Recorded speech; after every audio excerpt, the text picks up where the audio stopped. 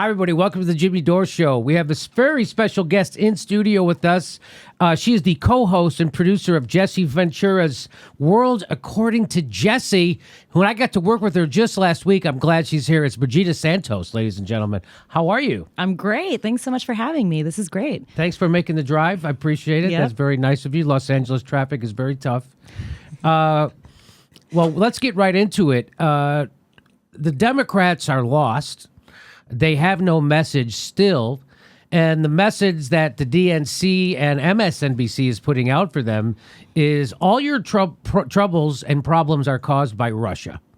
And it has nothing to do with the corporatization of the Democratic Party, which turned its back on workers in 1992. So, in fact, here's Senator Chris Murphy lamenting on MSNBC that the Democrats keep talking about Russia. And here's what he had to say about it. You know, Senator Harold Ford was talking a little bit earlier about what Democrats need to do to win elections in states like Georgia and places across the South and the Midwest. It's kind of reflective of the conversation we had after the presidential election back in November, which is that the progressive wing of the Democratic Party said we need to be more progressive. And we heard that last night and again this morning from groups like MoveOn.org. The lesson was that John Ossoff was too moderate. Do you think running for office right now in this climate as a Democrat means you ought to be more progressive or more moderate? I think what it means is the Democrats have to be hyper-focused on an economic message that tells people that the Republican Party is all about economic growth for millionaires and billionaires, and the Democratic Party is about economic growth for everybody. And I think Robert Costa is right. The fact that we have spent so much time talking about Russia has been a distraction from what should be the clear contrast between Democrats and the Trump agenda, which is on economics. You know, when I'm back in Connecticut, I often get on a commuter bus and ride it for just an hour to talk to folks, that frankly don't normally call my office or write my office. And I'll just say they are never talking about issues like Russia. They are not talking, frankly, about what's on cable news at night. They are talking about the same things: wages. They're talking about education. They're talking about public safety. And so I think Democrats have to be hyper-focused on an economic contrast. And I think this Hyper-focused. Guess who is hyper-focused? Here's Bernie Sanders. And Bernie Sanders is, he's proposing the sort of bold thinking we need. He proposes the idea, give everybody a job. It's quite a crazy idea.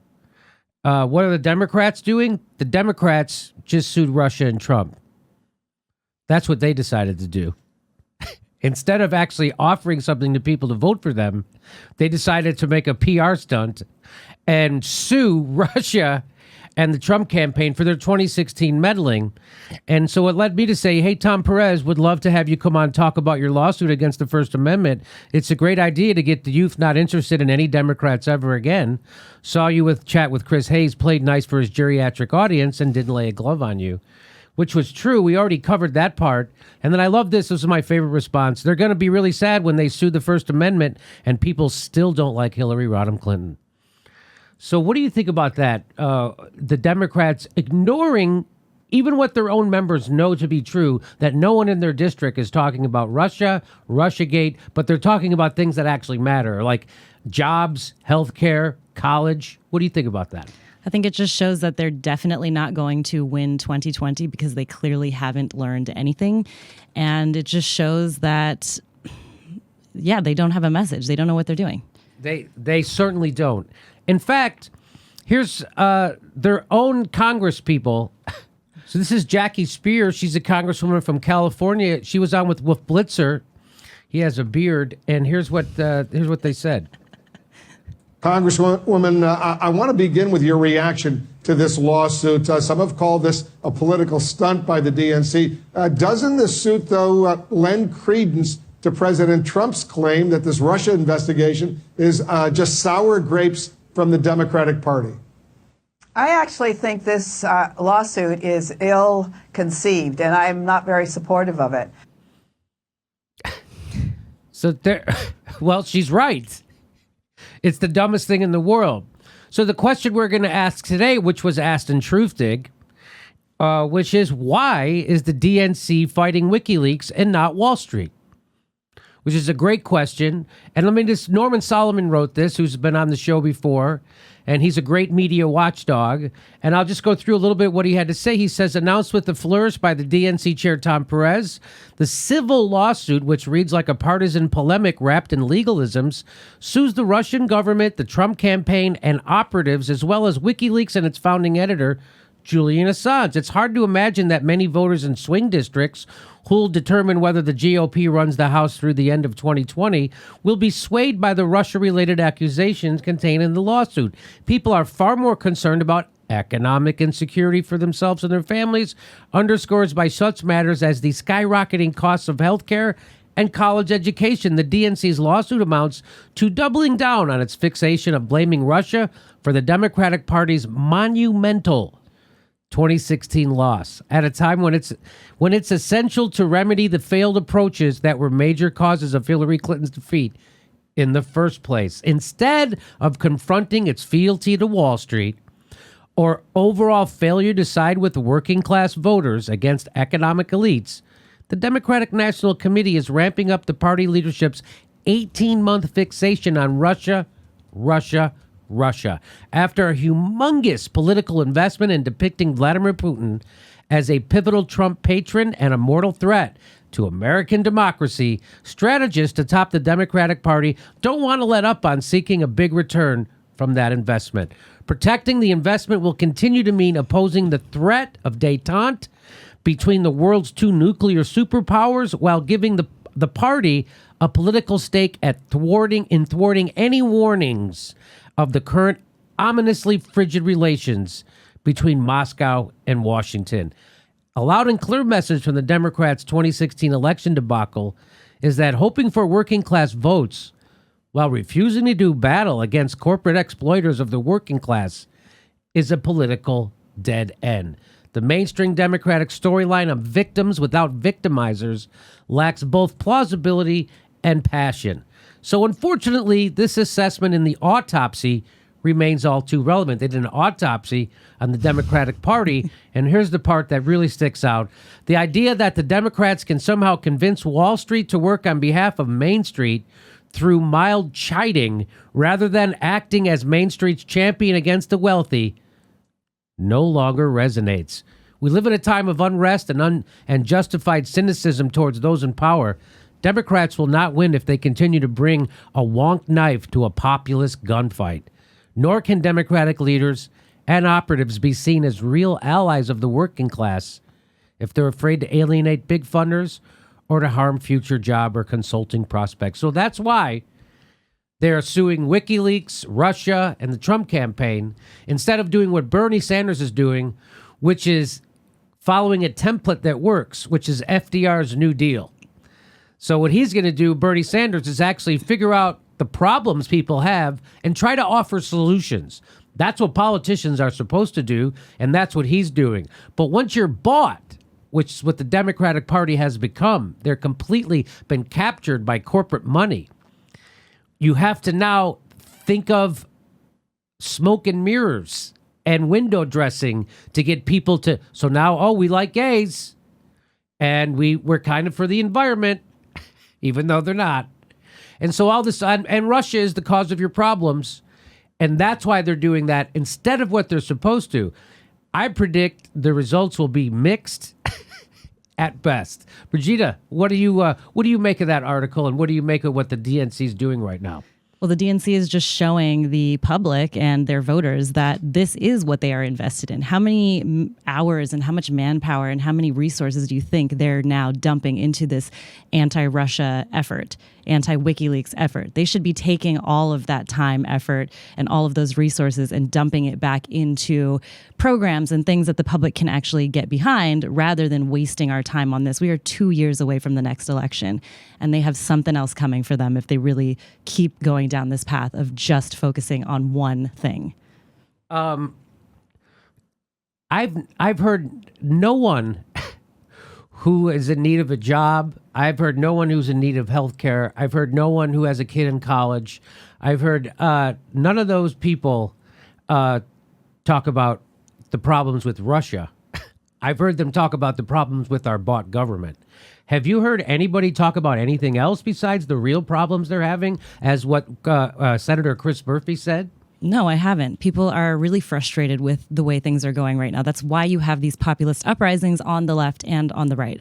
And it's not just the Democrats that are paid off and bought and sold. It's also the Republicans. They just happen to be in power right now. I mean, talk about ignoring. You know what's funny is that the Republicans did an autopsy when they lost to Barack Obama the second time, right?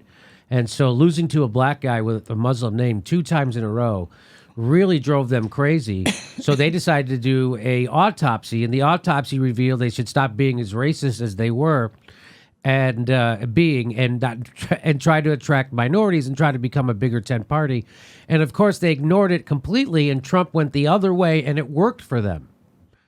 It worked for them because the Democrats nominated the most hated, least popular candidate in the history of the party. In fact, they had to completely rig the primary so she could get the nomination.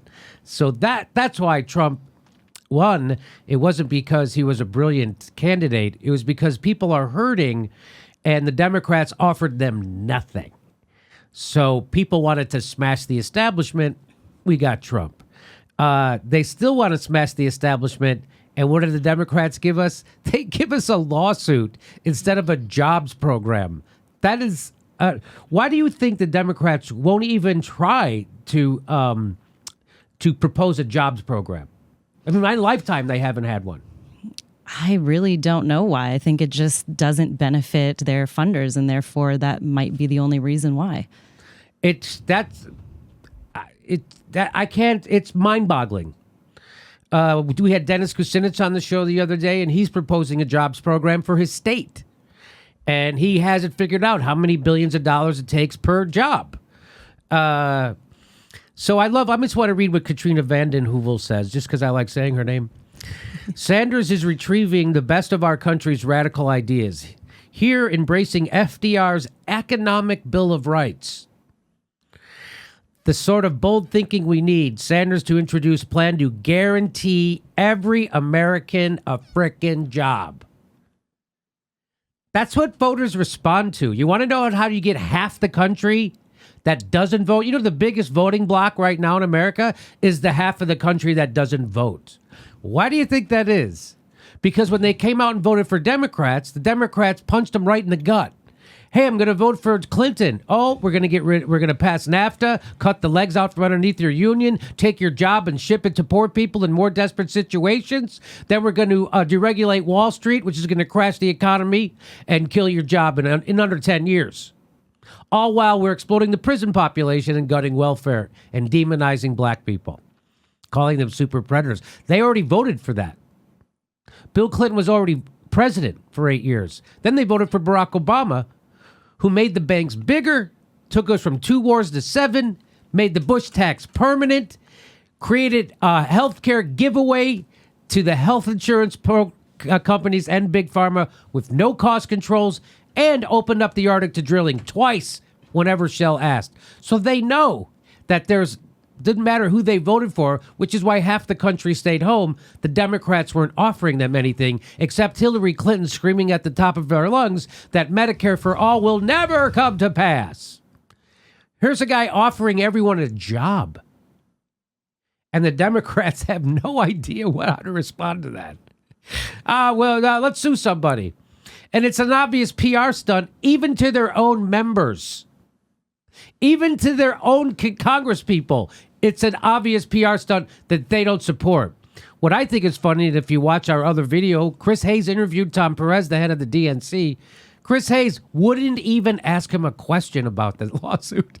That's how bought Chris Hayes is. It was really funny to watch.